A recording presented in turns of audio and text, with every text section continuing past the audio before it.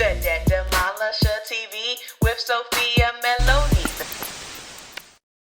Hi everyone, it's Sophia Melonē, the Debt Demolisher, here to bring you the tools, tips, and tricks to help you manage your financial baggage the right way. What an honor and privilege it is to be before you all for yet another episode drop here on the Debt Demolisher TV, where today I want to give you a slight reminder of what it means to be encouraged in your journey.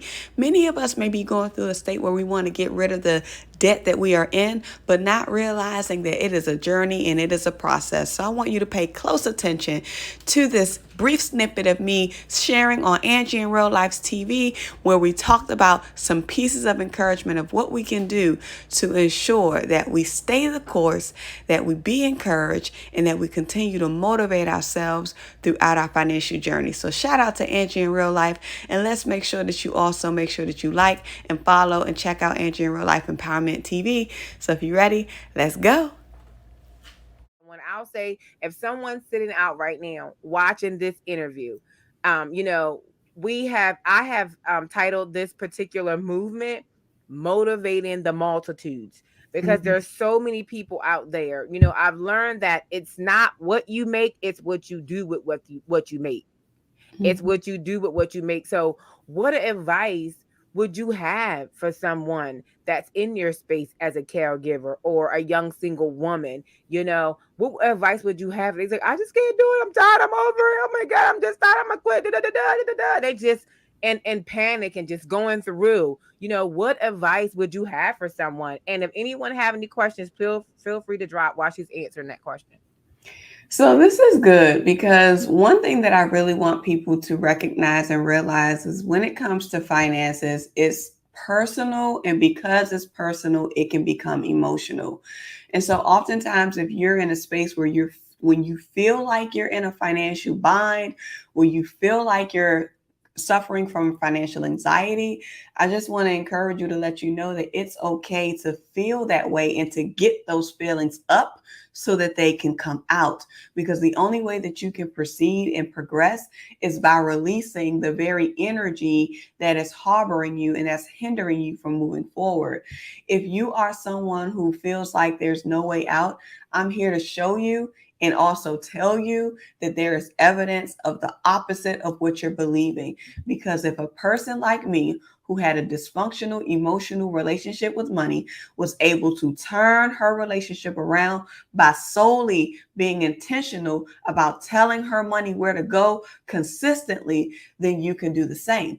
And I want to encourage you, when you feel those moments of low, it's okay to feel those moments of low. You just have to be encouraged to get back up. And in order for you to be encouraged to get back up, you have to put yourself around people, put yourself around resources, and put yourself around those who can give you the uplifting energy and the encouragement and the support, and even also sometimes even the strategy that can help you move one step forward. One of the things that's going to be important for you on this journey is finding an accountability partner. That accountability partner could be a counselor. That accountability partner could be a financial coach. That accountability partner could be your spouse. It could be your friend. It could be your sister.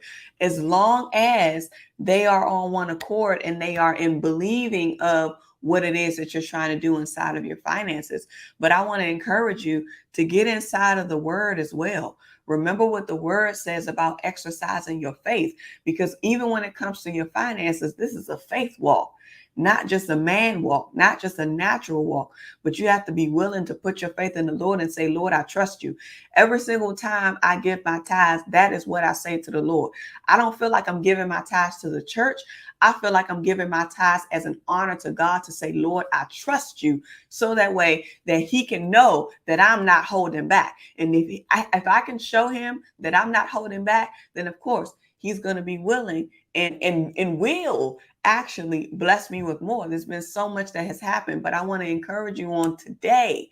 Just start your journey. Start where you are. Identify where your numbers are and tell yourself you can do this no matter how large the number is. The only way that you can get through it is if you start. Tell your money where to go. Be consistent about identifying which bill you're going to tackle next. Take it little by little. Incorporate your rewards in moderation if that's what you need, and just continue to go. It's going to be a faith walk coupled with a will walk. And so when you're on this journey, know that the downs are going to come, but you have to rise back up. And I you love gotta it. have You will. said coupled with a willed walk. What does that look like? What does that? It means exercising that faith. It means staying in the work even when you don't feel like it. Every Saturday at 8:00, I don't feel like getting up to do my budgets, but I do it anyway. Every time I have to pay on a bill or make an extra payment on a bill, I may not want to do it, but I do it anyway. I may not want to have to take out this additional loan that's actually putting me in more debt, but because I know it's the right thing to do, I'm going to do it anyway. And I'm going to think of my strategy that's going to help me eliminate it as quickly as possible. So when you're doing a willed walk, you are allowing yourself to do the very thing that you don't feel like doing in the moment. That's good. Did y'all hear that?